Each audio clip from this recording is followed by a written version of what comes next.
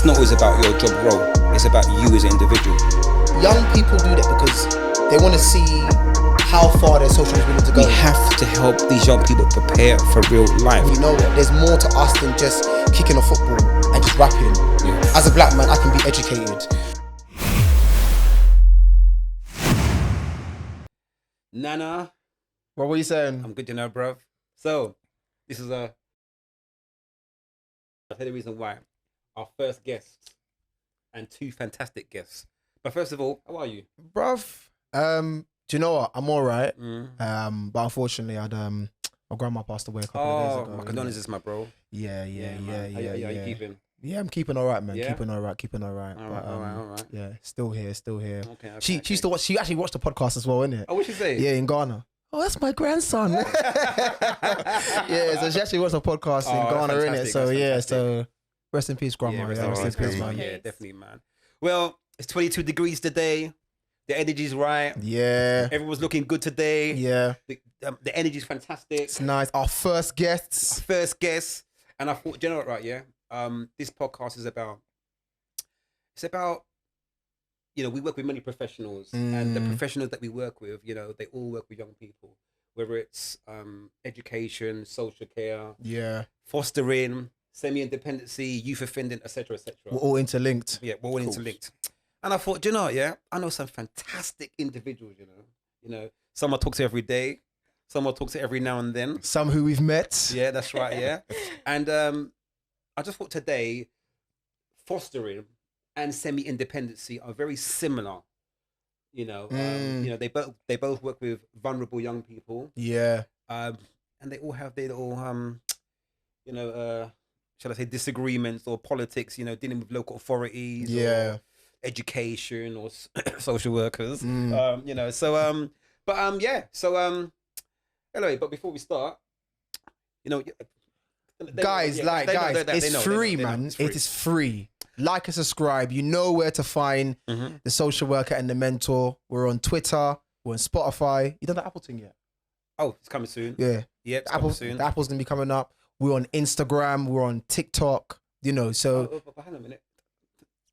Yeah, don't guys, forget to like, you know. Literally, it's right there, you know. It's right there. The whole thing is right there. You'll see it. And also, if you do want to come on as a guest, you know, contact us. Email the social worker and mentor at gmail.com, or you can just DM me and Rob. Listen, like, Rob's respond. You have to be a talker. Yeah, don't come on here if you feel. Oh, no, yeah, no. We need talkers. We need talkers. We need talkers, don't we? Yeah, 100 need talkers. You know, so but listen, let's get underway. I'm excited, you know. I'm so excited, you know. So let's introduce the guests. Yes, so our two fantastic guests. All right, so first of all, she's looking very cool today. Yeah. Relaxed. Listen, she's a talker, you know. Listen, but when I saw her now, I was like, who's this? I thought some pop star, you know. Like, you know, come for some video shoot, you know. Well, literally, we are in a video. Oh, yeah. Literally, right, yeah.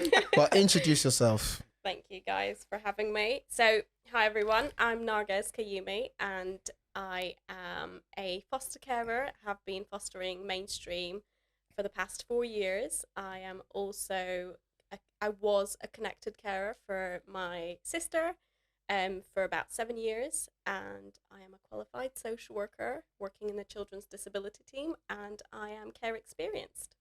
Oh, wow. Amazing. A lot of accolades, man. No, give her a clap. Yeah. Wow. Thank you. Yeah. Excellence. Brilliant. And Marcus. Tell you what, that's a big actor follower, isn't it? Okay, yeah, my name's Marcus Mercer. Young person practitioner. My current remit is a operations manager for semi-independent. Wicked. So semi-independent's kind of 16 plus, so 16 to 21. But in terms of young people services, there's about 22 year experience kind of working across the range of services. So kind of doing outreach youth work, residential work, working in Young Offenders Institute. So quite a few kind of experiences to share with you guys today. Okay, thank you. Okay. Another clap for Marcus. Clap for Marcus. Big up Marcus. Yep. So you know, we've got two seasoned veterans. No. Like you know, like when you're cooking. It's really, really rubbed in. Yeah, you know what I'm saying? Seasoned veterans in the game. Yeah, well cooked. Yeah. They're laughing now. I know. No, but you guys got experience, man. You got experience. Yeah. Listen, so I work with Marcus, and fantastic professional, and yeah, man. We're gonna cook it up today, you know. Yeah. We're gonna marinate the conversation, okay, right? Yeah. Looking forward to hearing what you guys have to share your knowledge on this thing. Yeah. So, guys, let's go straight into it anyway, okay? So, fostering and semi-independency, very similar. Can you let our audience know, first of all, what is fostering? Yeah. Okay, so fostering is when an individual or a couple want to care for vulnerable children who are known to the local authority in the space of their own home. In a nutshell, that's what fostering is. What I would probably add to that is there are processes that you follow, assessments that you have to be comfortable to comply with, agency checks that you comply with, in order for the local authority to fully assess you and your family dynamic and what you have to offer to vulnerable children, in order to ensure that the child coming into your care is safe and that you are well equipped to be able to offer them the level of support they require, essentially. Okay. So what's the procedure? So, all right. So, I know both of you work alongside or work in conjunction with local authority. So the local authority will come to maybe yourself, you know, and they have a 10-year-old boy or 15-year-old girl, whatnot. What is the actual procedure in terms of fostering? How does it work if someone wants to actually foster, and what are the guidelines? So if you want to foster, you would do your research and make a decision as to whether you want to foster with your own local authority or if you want to go through an agency.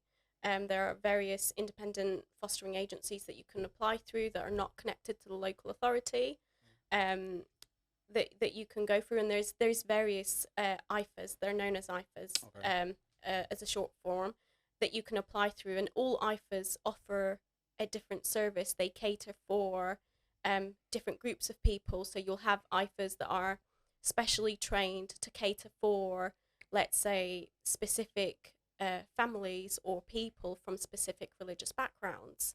They specialise in specific types of training, and there are some IFAs that specifically take on unaccompanied asylum-seeking children because the pool of carers they've got caters for those young people and can meet their needs. But then you can also go through your local authority. So if you wanted to foster, you would make a phone call and request to be considered, and the fostering agency or the local authority advisor within the fostering team will take your basic details, ask you some basic questions around whether you've got a spare room to offer, and take on board whether you pass that initial check for an advisor to come out to do a home visit and take some further information in terms of your household, those who live within your household, to check the spare room that it is there, and that you can offer the space for a young person, to take some generic basic details, and talk you through the process as well as what the assessment itself would entail. So that initial visit is really important because you can ask a lot of questions from the agency or the advisor coming out to you about what they offer to their carers as a service, and that initial check prevents you from, it allows you to make a decision whether or not this is right for you, and it also allows the advisor coming out to you to make a decision in terms of, can you go ahead and start the bigger process, the bigger assessment, which takes about 3 to 6 months to complete, 3 months at most. And in terms of the referral process, because how many, you've mentioned about IFAs, so for IFAs are independent fostering agencies, how many referrals would you say foster carers would get on a regular basis? Because I know a lot of the times, working within a local authority, often there's a sense of the fact that there's not a lot of foster carers, or there's potentially limitations and the amount of foster placements there are across the UK, but how many referrals would you say independent fostering agencies get on a regular basis? Like, it doesn't have to be a generic number, but in general, are the referrals quite high? Yeah.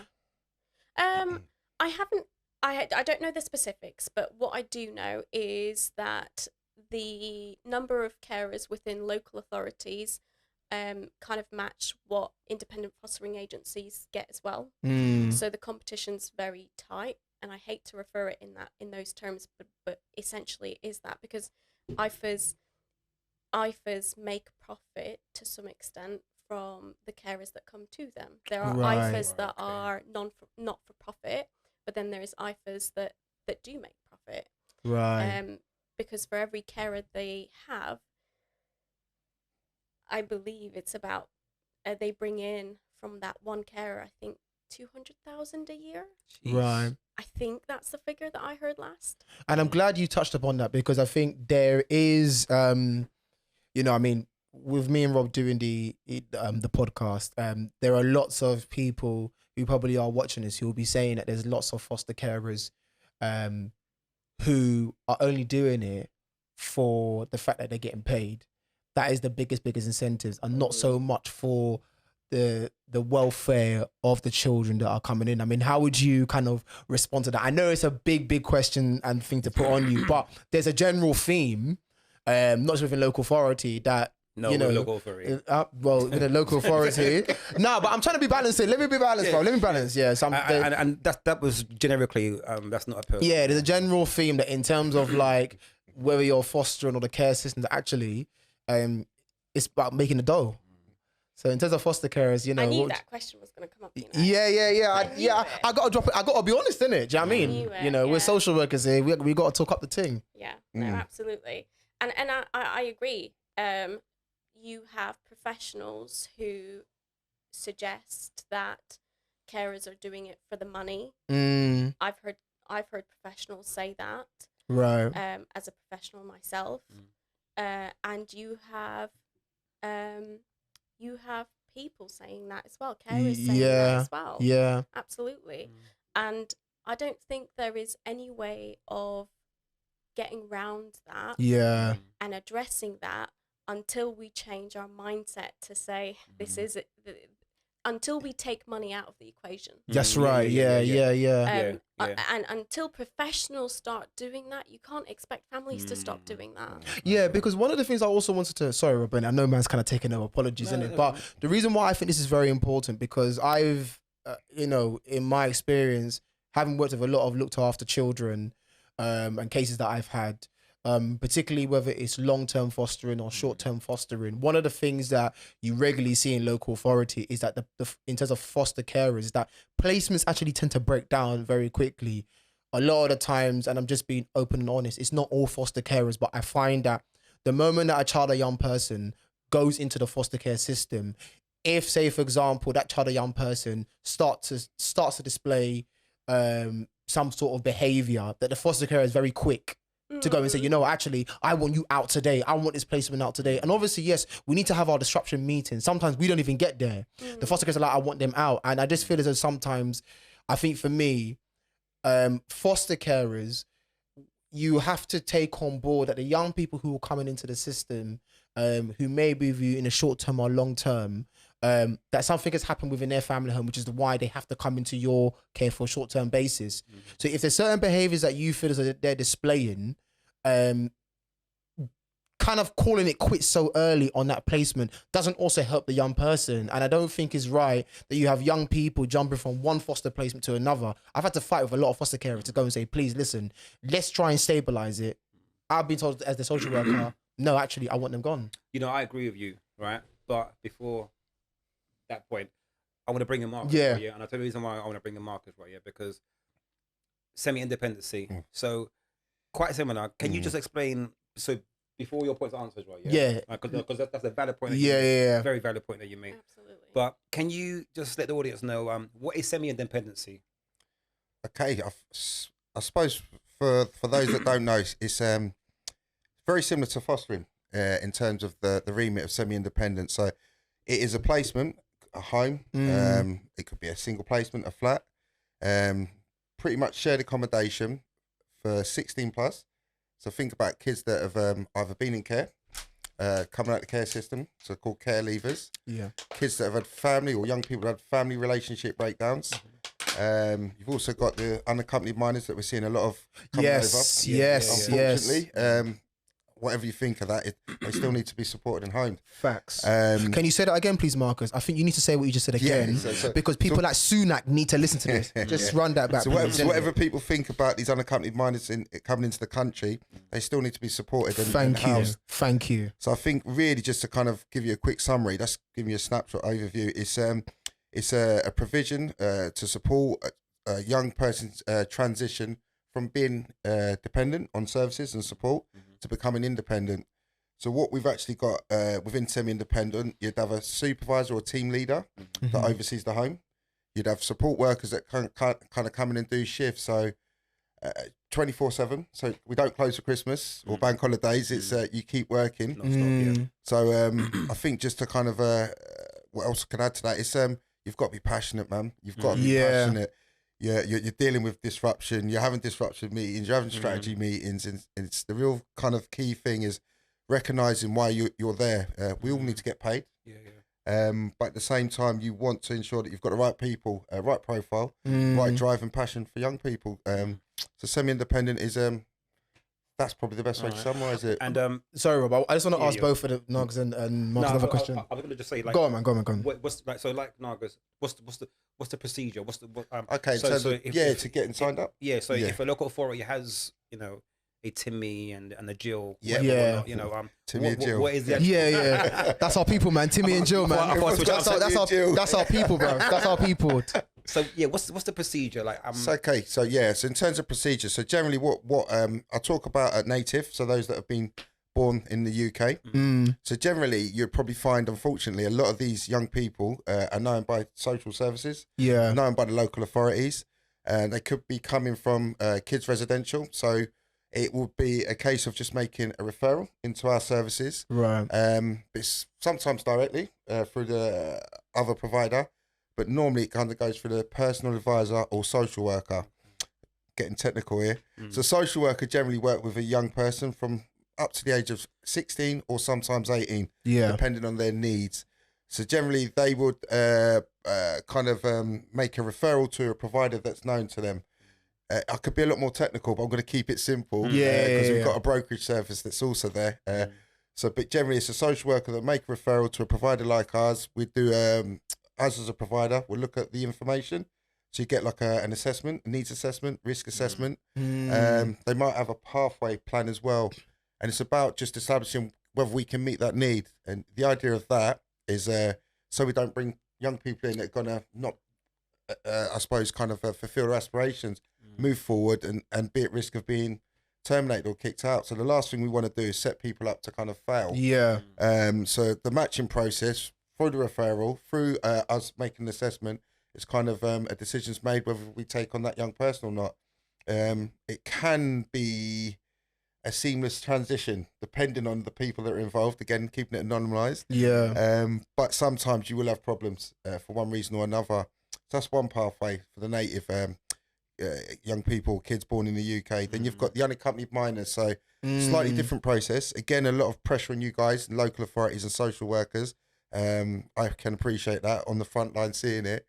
So you're kind of getting a young person. You've got to go through a thing called establishing whether that young person is the person they're saying they are.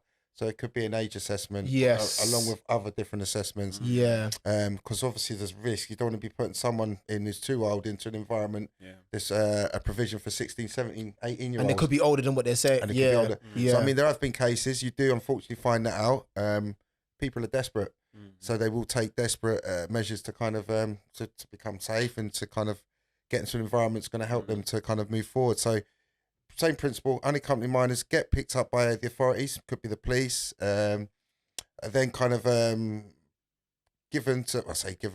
transferred onto the care providers in terms of social workers or personal advisors or local authorities.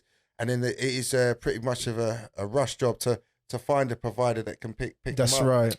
I think just to kind of add a little bit more, when you've got unaccompanied minors or young people coming to the UK, they can come at any time. Yeah. So it's a lot of quick decisions are made with not having all the information. So again, you can kind of take the referral there and then, but you've got to then deal with the challenges over the weeks after. Yeah. To just settle them down. So in terms of a snapshot, I think that's probably the best way to describe it. Okay. Yeah. One of the things I wanted to ask both of you, because I know, Robert, before I go on to the point that I made earlier, is that obviously I mentioned about the fact that that placements are quick to obviously at times, whether it's semi-independent or foster placement, break down. One of the things that often happens, so I'm just going to get a bit more corporate now, is that a lot of the times when a local authority does go to court, and maybe the young person, Marcus and Nuggets, is under a Section 20, or they are under, say for example, an interim care order, or say the local authority has gone to court and they apply for an order. A lot of the things that we often go and hear is sometimes criticisms from the court. Who's we? As in the local authority. Yeah. As in the local authority, or social workers, social workers or local authorities, I'm talking to, I don't mean like us, but I'm saying, I think it's me. Yeah. So what I mean is often a lot of the times, the criticisms that you will hear, or social workers hear, or local authorities hear, is that when, for example, they go to court and they've gone to, say for example, maybe they've made an application for a care order or young person under Section 20. And maybe the local authority hasn't been able to find a placement because actually the profiles that are sent to Marcus, the providers, or Marcus, I'll come to you, that often the foster carer is going to say, no, I'm not going to take this young person, or the provider might go and say, no, I'm going to take this young person based on their profile. How do we get to the medium? Because obviously what we try and explain, or social workers explain sometimes, or I think the placements team explain to the courts, is that you can't actually physically force a foster carer to take a young person. You can't force a same independent provider to take a young person. If they say no, they say no. What is your decision-making process for either one of you to go and say, actually, you know what, we can't take this young person, or Nag, you might say, you know what, I can't take this young person. What is it that will put you, just for context, may make you say, no, actually, no, this young person is not suited for me, is not suited for my provider? Okay. That's a long question. I know, but you know what it is? It's a great question. No, but you know it is. No, it's a great question. But because the reason why, this episode is going to be key, the reason why, because I think when we're in that, social workers, our local authority are in that scenario, there's a feeling that sometimes that the courts and solicitors, they don't understand when a provider say, no, we're not going to take that young person. Do you know what I'm saying? And like, sometimes court judges are like, well, you got to force the provider and foster carer. You can't force. You can't force. So what would you say to that? What is your kind of, your own thresholds? It depends. Again, I think for us, there's always a valid reason. So if it's a no, it's a rejection at the beginning, and I shouldn't use the terminology rejection. If it's a no, it's due to what's currently in placement at home. So you've got to take into consideration most placements, I would say between 4 and 6 young people, shared accommodation. So then you've got to think about the dynamics of the home. You've got to think about, you could have, for example, have a Timmy. Timmy. Timmy's the guy. Postcode. Postcode could be having issues, and then you've got another young person that's just been released from a Young Offenders Institute coming in. Could be from the same area.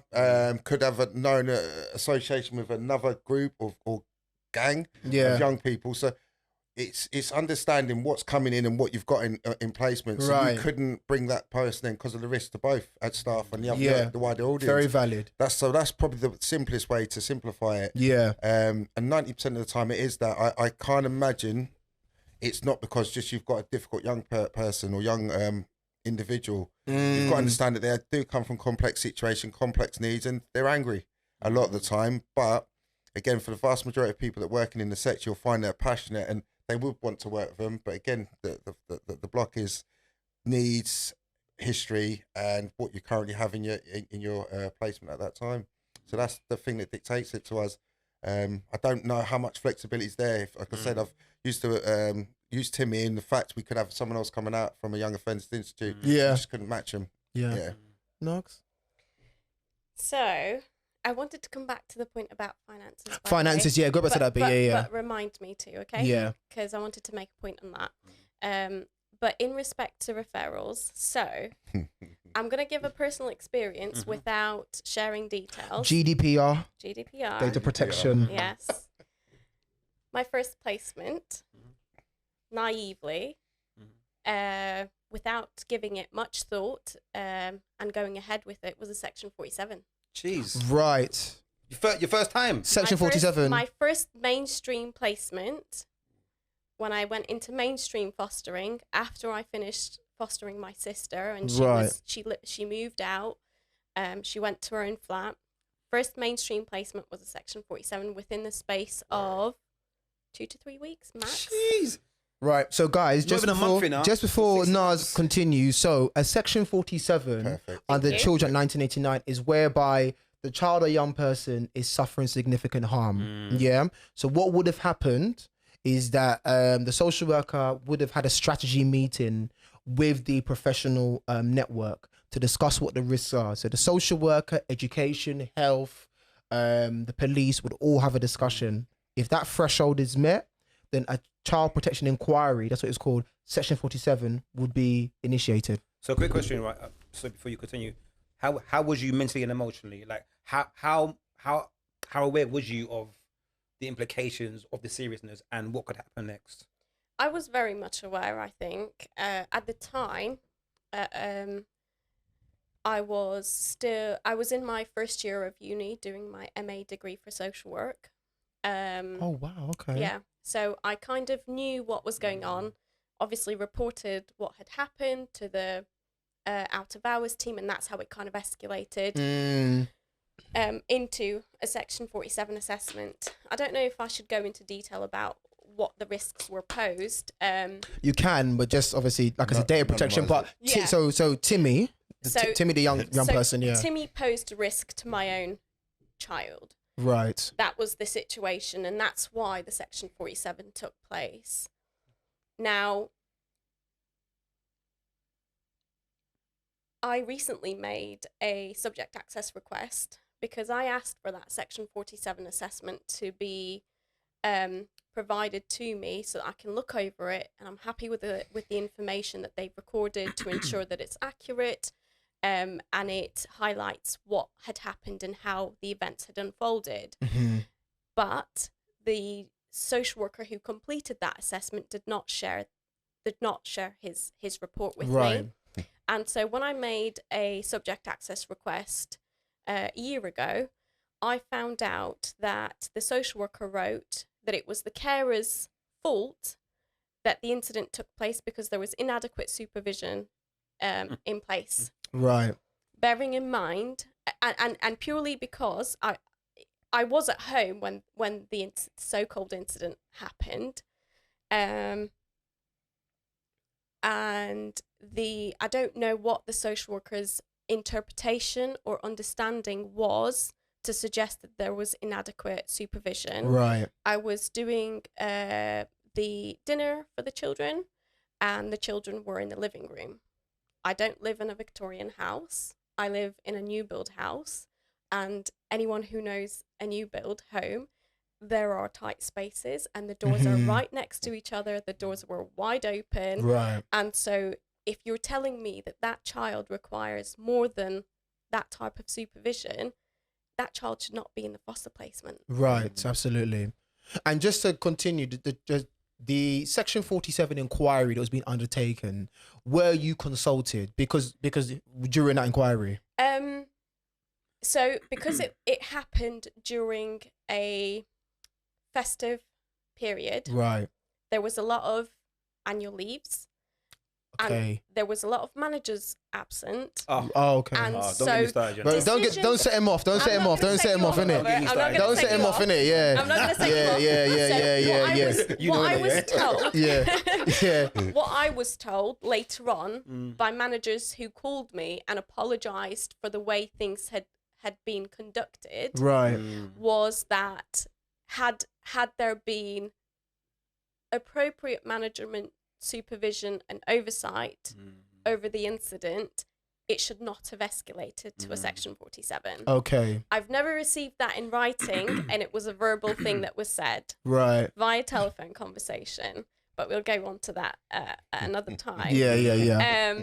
So that was my first experience. Okay. And so going back to your question, Nana, when it comes to referrals, in that child's referral, there was no mention that he cannot be or she cannot be safely placed in a provision or in a placement where there's other young children. Mm-hmm.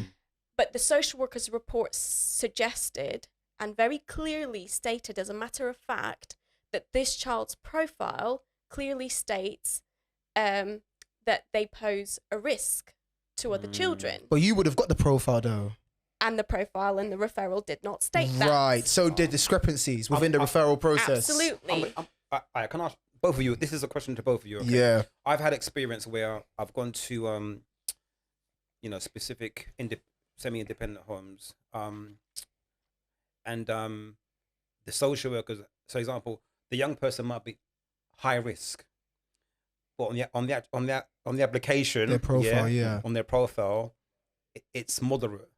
But you and I know he ain't moderate. Yeah, he's high risk. How important is the paperwork, and how important is the relationship with, let's say, a social worker and the foster carer, and also how much pressure is on you guys to make sure you meet the needs? Because I think that's very, very important that we say this: meeting the need of looking after this young person. After that experience, it obviously influenced how I practice. Yeah, clearly. Of course. And I think this is why I love fostering. You learn firsthand what your families go through. And you've been in their shoes, like literally. Yeah. So when I do a placement referral form, or when I do the child's profile on Liquid Logic, because we all know that system. I spend, I think the most I've taken to do a profile is about 3 days, and I did one profile about in a week. But what I did do is going back, confirming information, making sure it's factually correct, sitting with the family, going over the referral form to make sure that I've captured what the young person's wishes and feelings are, and what they feel are their qualities. Because bearing in mind, social workers only interact with children once, 1 hour every 4 weeks. You don't know the ins and outs. The families do, the carers do. So unless you're spending time with those people, gathering the information, you're not gonna get it right. And the issue is, right, I'm seeing placement referral forms that are bare. Do you know what I think the problem is? Because I'm going to let you jump in, Marcus.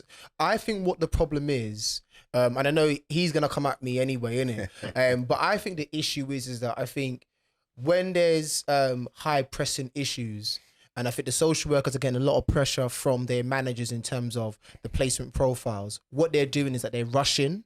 And the reason why I'll say that is because, like, for example, my mum, she's works in placements for local authority, and often she receives a lot of these referrals from the social workers, and often she will say to me that, you know what, there's barely anything in that placement profile, so how are you going to expect me to find a placement for a child or young person to be placed?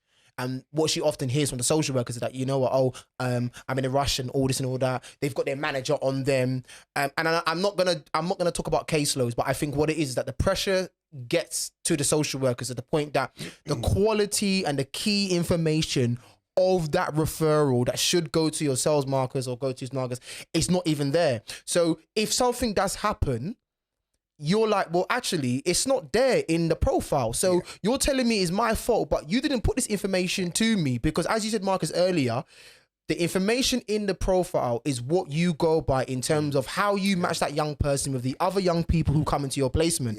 If the social worker hasn't rushed or not, because I'm a social worker and I've been guilty of having to do that, but fortunately my manager sent it back to me to update. But I'm saying that if the social workers if we're missing out key information, that's going to impact on the longevity of that placement if we're not giving the full information to the foster carers or the semi-independent provisions. Right, I do apologise. Please don't cuss us, please, yeah? Don't. I know, because I just got to make sure you don't, because we're having an open conversation, innit? I really do apologise for me cutting in right Yeah, now he's going to, innit? I know he's like. Give me 10 seconds. Go on. 10 seconds, right. Now, I love social workers, yeah? Right, but... Should I get you some more before you say anything? I'm all right, you know. I'm all right, you know, bro. I'm all right. Yeah. I mean, look, okay. Look, for me, it just simplifies the importance of relationships, you know. Absolutely. With, you know, fostering and semi-independency. Very, very important, yeah. And I say this because I read a report a couple of weeks ago, and it said that due to the insufficient evidence and information on the application forms, right, yeah, that a lot of children suffer into depression, and also we're failing the young person, and very often the young person, the placement breaks down, you know, they might leave, abscond, not go to school, you know, then, you know, get into like gang related situations, don't return to the family home and everything, but for me it's like, is it bad practice, or because after a while it's like, because I just feel like it puts you guys under pressure. Of course it does. You know, because so once again, I mean, I suppose the question I'm asking again, how much pressure do you guys feel in meeting the need of that young person? Meeting the needs needs? Yeah, I think for me, it's working across placement, a few placements, semis, you are under pressure to take a young person in. So you've got the pressure from obviously to meet that young person, the individual's needs. You've also got to look at it from the other perspective, like it's a business still. So sometimes you need to get bums on seats to ensure that your business kind of gets up and running. So it's kind of pressure from both angles. But taking you back to the original scenario in terms of lack of information, now it could be tactically done because they don't want to give you too much information. It could be because it's rushed, or it could be because they're under pressure. None of them reasons are good reasons for not having the information. Yeah. But the reality is, I think for me, in terms of my own experience, when that does happen, I put safeguards in place for myself. Okay. Very important. So email, I create paper trails. Yeah. So based on the information you've given me or lack of information you've given, we've agreed to do A, B, C, and D. So what I've done is make sure that I flagged up my concerns. And if there is an issue, an incident, then we can kind of revisit that, whether it's the following day or within the following week, to ensure that the young person doesn't kind of suffer too much. Again, taking you back to the point, if you've got the wrong matching in place, it just unstables the home, unsettles the home, unstabilizes the home. So all of a sudden you could end up with a scenario where you're having to meet with 4 or 5 different social workers because all their young people are unhappy as a result of taking that one referral. Yeah. So the best way to kind of just minimize, you never eradicate, it's about having that open, honest conversation and putting, like I say, if I could give anyone advice who's coming into semi or working with referrals, just like check yourself. What do you need? How are you going to safeguard this young person? How are you going to safeguard the other young people? How are you going to safeguard yourself? So like a quick traffic light kind of system. Is it a red, like all these lack of information, or is it amber, just a little bit of information, or is it green, no problems? So again, it's just making sure you're having that communication, safeguarding yourself and the well-being of those that you're responsible for. And that's a good risk assessment tool, the traffic light system. I think a lot of foster carers and semi-independents, they use it, the traffic light tool, which is a really, really good tool to use for risk assessments. It is. Massively. Yeah, no, I agree. I think I've learned over the years to do that for myself as a carer. And it's come with a lot of difficulties, a lot of challenges before I learned to do that. And again, I think recording and creating that paper trail, like you've mentioned, is absolutely key to survive. Yeah. And I think, remind me your question again, because I really want to answer it. What was the question? Yeah, so I was talking about how sometimes you get inadequate information on the referral forms, right? And sometimes you know, it's about meeting the need of the young person and the pressures that you may feel and everything. Yeah. So what I wanted to say on that point, thank you for reminding me, I'm an agency social worker. So if you don't like the fact that I take my time, I will F off to another local authority. Shots fired. I'm sorry. As a care experienced person. No, I can't believe you said that, you know. As a care experienced person, as a foster carer, as a mother, as a connected carer, I need to prioritize my children. Of course, yeah. I need to prioritize what their needs are. I need to prioritize where they're going to live long term for them to make sense of their life story. I'm going to take my time. If that means 3 days, it means 3 days. And your manager saying to you, Nogs, you know what, listen, we need his placement. Like Senior management is on my back. I need you, and you need to send it off. Nana, my manager very recently said, if the directors say jump, you say how high. Yeah. Because I was late on my placement referral form. And I said, well, it's not ready. And it will be ready when I go and do the home visit that I promised with this mother to go over the placement referral form. Full stop. I get directors are there to manage. I get their role. I understand authority. But if you're going to make a decision about a child for a child, you can't rush that. No, you can't. You can't make 100%. their families rush that. Yeah. That's important to them. Take your time. Do your job. Yes, there's pressure, but you have got to. I think social workers need to be very firm with how they want to practice and then preach that. Yeah. I've noticed something, and I don't know what everyone's thoughts are. Since COVID, and since the last 3 years where mental health has been on everyone's lips, do you feel with the rise of mental health, you know, being on everyone's agenda, and the rise of a lot of CP and child protection issues? Yeah. Well, I'll repeat myself twice in a year. But yeah, do you feel, especially with mental health, and a lot of more complex cases, so example, children with maybe autism or disabilities, how does that also, how do you handle that, and what are the pressures of dealing with that, and making sure once again you're meeting the need of that young person with that disability or who may have mental health? It's I suppose it's point of entrance. So kind of bringing it back, we've addressed the key theme in terms of kind of lack of information on a referral form, on an assessment form. Could be needs, could be a risk assessment. So I think for me, it's establishing facts as they come into placement. And then you've also, having them facts and having the information is great, but then you've got to try to manage that situation, manage that relationship.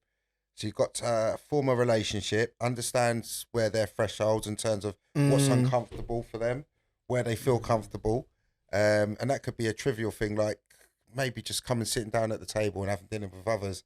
It might be about doing their chores, because the behaviour, you might see an escalation of behaviour because they've not done their cleaned up, and the impact and implications it's had for the wider home. It's like, Timmy didn't clear up, so Jilly's not going to tidy up. Yeah. So you're dealing with all that fallout, and what it all comes down to is that young person may be on the spectrum of autism, ADHD, learning disabilities.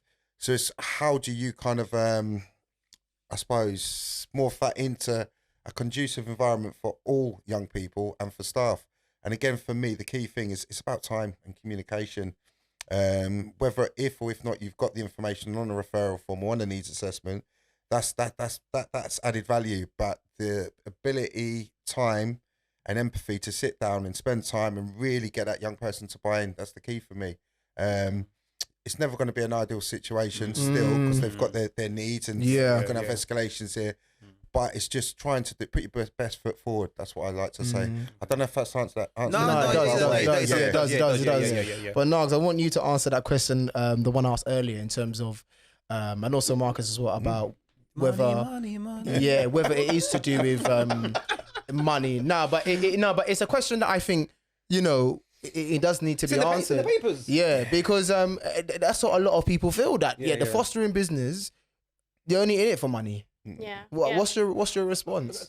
Can I answer? Yeah. Can I touch on what you said? Because I think that's really important what you said. So the children's disability team works a little bit different to mainstream team. A lot of people will know that local authority, mainstream teams, work in a sticky plaster type way. You sticky Yeah, plaster, yeah, you yeah, move yeah, on, yeah, but yeah, that yeah, same yeah. family's back within your service within Weeks. 3-4 weeks. The children's disability team, you have more flexibility in the sense that that family's known to your service for a while. You work with them for a while, and I think what a lot of newly qualified social workers struggle with is knowing how to talk to the young people. You think so? Yeah, I think so. Okay. I think especially if the young person has additional needs, I think there is an element of fear how they will react to what you say. And I think what I've learned from working in a disability team, because I that was my placement and I stuck with it. So I haven't gone to any other team other than the children's disability team, and we case hold child in need, CP, Section 47, single assessments, duty, everything, the whole shebang, and looked after. But isn't that more people skills, lack of people skills? No, I don't think it's lack of people skills. I think genuinely it's what you see on paper that makes you afraid of approaching that child and just being human. Because sorry, I do apologize for No, it's okay. Because obviously, like in our job, in all of our job roles, we work with young people, don't we? Okay, yeah. So I know if I've got Timmy now, Timmy's, he's a bit street, his pants are sagging down, he thinks he's the man. He goes to school, he's a bit of a teacher's class clown, a bit of a charmer, whatever, whatnot. So I know I'm dealing with a particular sort of young person. Okay, all right. So for me now as a professional, okay, Robert, all right, I've got to sort of like go down to his level, but make sure I have the balance of making him know that, listen, I'm a professional. So I'm just thinking, does not everyone not think like that? I mean, or is it no, I mean, bro, that's another episode, bro. I think that comes with experience, Experience, bruv. Bruv, it's another episode, bruv. Bruv, you don't want to go, bro. You don't want to set me off, innit? Like, I don't want to go there. Not this, I think it comes with experience. Yeah, it does, yeah. And as a newly qualified social worker, there's a lot of pressures for you to get things right. Yeah, there's a lot of things that you can really get wrong, and it can cost you your career. Right. So when you're playing a balancing act, trying to navigate what type of social worker you want to be, where you want to be, where you want to see yourself, how you want to practice as a practitioner, how you want your families to see, all these factors contribute to how you practice and how you gain the skills to make you the social worker you want to be in 5-10 years down the line. Do you get what I mean? No. That it doesn't count. It doesn't come. It doesn't come overnight. Yeah. I understand. It doesn't comes come with time. It doesn't. You evolve with every single case. Yeah, you do. Because you practice differently with every single case, and you learn. Yeah. So I think there's an element of overcoming that barrier. But then, in addition to that, working with additional children with additional needs, you've got to realize your child is not going to be okay with you rushing through a process on one home visit. Yeah. You are, in order to address one specific topic, you might have to do 3 visits. Yeah, it's true, yeah. And that might not suit your service. It might not suit the timescales that your manager has asked. But working with children with additional needs takes time. Yeah. Because it takes that child 4 weeks to work up to wanting to go out and access their community. That's true. So how do you expect that child to engage with you in 1 hour in their home when they can't even do the basics for themselves to meet their own needs? No, I hear you. So you can't rush this process. No, you can't, yeah. But listen, guys, we have to cut it now. Wait. I want Nas to answer that before we end it. So just before we go, so that question regarding about finances. Before we end it, because I think it's important. Yeah. It is what would you important. say in terms of it? That is it that foster carers are coming in and they're just there for money? The money doesn't cut it. No, the money doesn't cut it. No, can I talk on? Can I stand up? No, wait. Go on, let her finish. Let Nas finish. Come on, man. Okay, Yeah. right. So Remember, this is not my view, innit? I'm just asking that question. Of course it's innit? not. No, it's not. It's not my view. But like I said, no, because then it's sounding like Judge Judy today. No. Do you know what it is? man. No. no. Do you know what it is? It's not my view at all, but that's what No, but people. you are right. Yeah, that's what. Yeah. So go on, Naz. Go on. So my second placement, I had a sibling group, and I was driving with both siblings in the car somewhere, and the bloody radio said, advertising. Yeah. Do you want a bloody foster? On the radio? You can get £450 This is what I'm a saying. week The radio. for a child. And so my young person asked me, is that what you get for us then? Oh. What they said? How much? 450 a week. Trigger. Yeah. So my young person said to me, no. asked me, so is that what you get for us a week? So imagine them calculating, adding it, right? Now, that doesn't help it. So the advertisement, that just needs to go right out the window. You also get advertisement for fostering where it states something along the lines of, have you gone into retirement? You know, you can settle with fostering as a retirement career. Yeah. Suggesting, I've seen that. suggesting heard about that that as well. money can cover your retirement period. Yeah.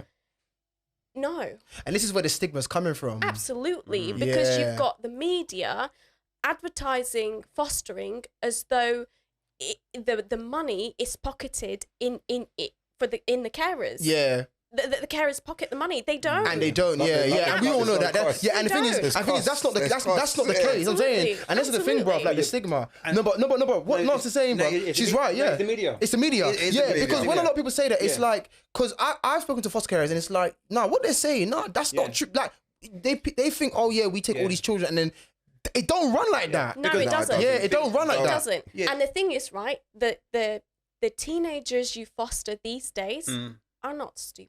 No, of course they're not. They're not. Okay? Yeah. So they're not stupid. So what I've had to do in my practice is make sure that I satisfy what they think is equivalent and appropriate that they should be getting for their pocket money, for their clothing allowance, and for incentives that they just want to, buy. This is it. And so what that has meant is I dip in my own pocket. Exactly. In order to keep that child happy. And no one mentions that, you know. And no one talks about that. Yeah. No one talks about it. Yeah. In order to keep that child happy, in order to keep the placement stable, in order for the child not to feel as though I'm treating my own children differently because they see that. Yeah, it's true. Because they see that. And It's so true. if you're going to be stingy and just stick to the allowance that you get, it's not going to get you right. It's And not there's a gonna lot, get the child and there's a right. lot of foster carers who actually, like Nars, what they do is that actually they treat all their children for it's the same. Yeah. Sometimes they don't even sometimes like they don't even say to the local authority, can you reimburse me? It's like, you know what?